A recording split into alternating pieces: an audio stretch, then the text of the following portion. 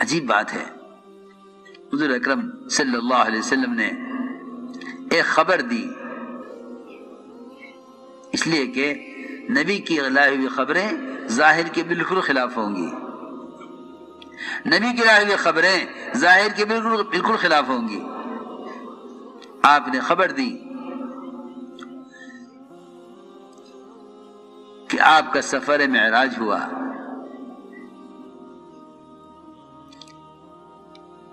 رات کی کسی ایک حصے میں جسم کے ساتھ تمام آسمانوں کی سیر، ایک مہینے کا سفر بیت المقدس تک، بیت اللہ سے بیت المقدس تک ایک مہینے کا سفر، وہاں سے آسمانوں کا سفر رات کی کسی حصے میں ہو گیا۔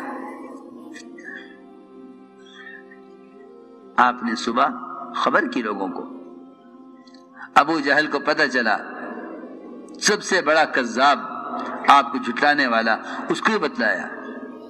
یہ نہیں کہ تو مانیں گے نہیں، یقین نہیں کریں گے، ان کو نہ بتلاؤ، ان کو بتلایا۔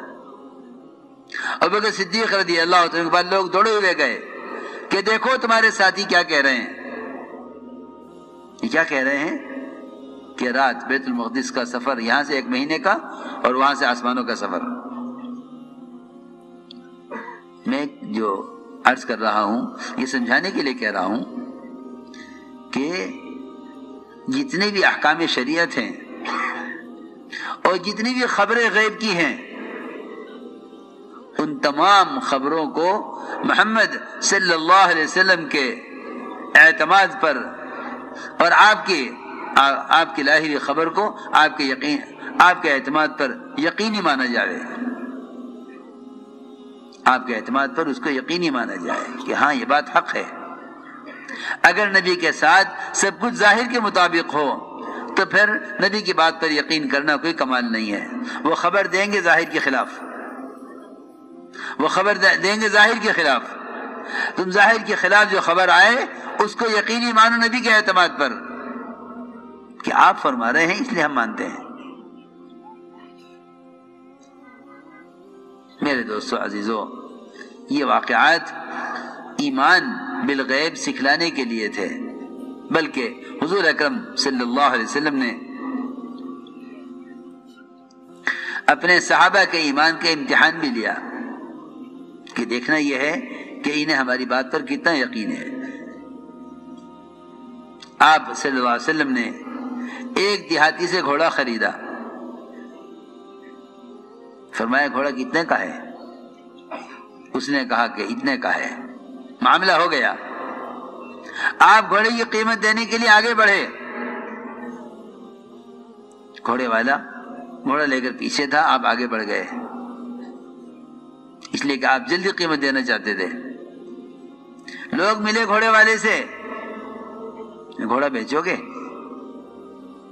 اس نے قیمت بڑھا کر یہ نہ کہا کہ یہ گھوڑا بک چکا ہے، اسے قیمت زیادہ ملنے لگی، اس نے پوچھا آواز دے کر کہ اے محمد صلی اللہ علیہ وسلم، آپ گھوڑا خریدیں گے ان کو بیچ دوں؟ آپ نے فرمایا یہ گھوڑا تو میں تم سے لے چکا ہوں، تو میں خرید چکا۔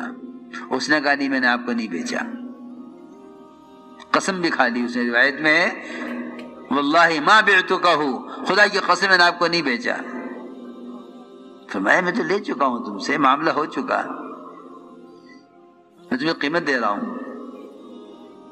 اس نے کہا اچھا گواہ لائیے، اور گواہ کوئی نہیں تھا، کون گواہی دے؟ اس نے شرط ایسی لگائی کہ گواہ کوئی تھا نہیں، زیادہ گواہی کوئی دے گا نہیں۔ اس نے کہا گواہ لائیے، آپ نے فرمایا کہ گواہ تو کوئی نہیں تھا۔ اس نے کہا گواہ لائیے، اتنے میں حضرت خزیم بن ثابت رضی اللہ تعالیٰ عنہ وہاں سے گزر رہے تھے، انہوں نے دیکھا کہ دیہاتی آپ سے گواہ مانگ رہا ہے، انہوں نے آگے بڑھ کر گواہی دی کہ میں گواہی دیتا ہوں کہ آپ نے گھوڑا اس سے خرید لیا تھا۔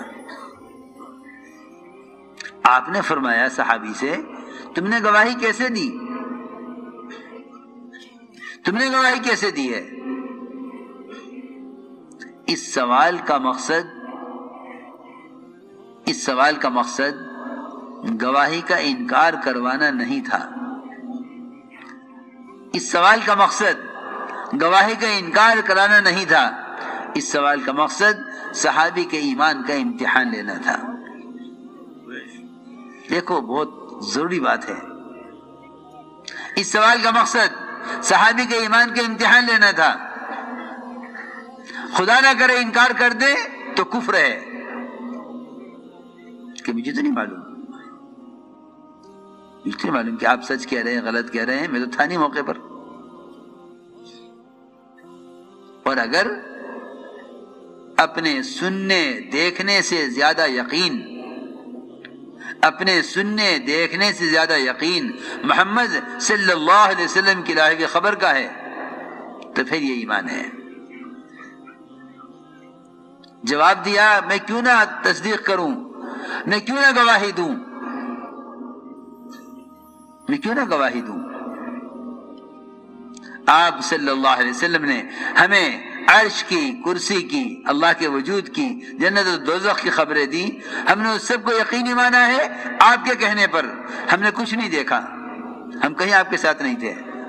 جو ذات اتنی بڑی بڑی چیزوں کے بارے میں جھوٹ نہیں کہہ سکتی، وہ ایک گھوڑے کے بارے میں کیوں جھوٹ بولے گی؟ آپ نے فرمایا کہ آج سے خزیمہ اتنے سچے ہیں کہ آج سے خزیمہ کی تنہا کی گواہی 2 کے برابر مانی جاوے۔ ہر کام میں 2 گواہ چاہیے، لیکن خزیمہ اگر گواہی دے تو خزیمہ کی گواہی 2 کے برابر مانی جاوے۔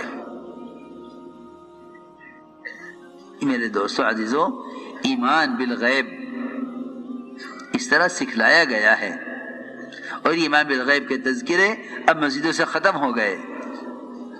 اب تذکرے مشاہدات کے، تجربات کے، دنیا کی چیزوں کے تذکرے ہیں، غیب کے تذکرے نہیں ہیں۔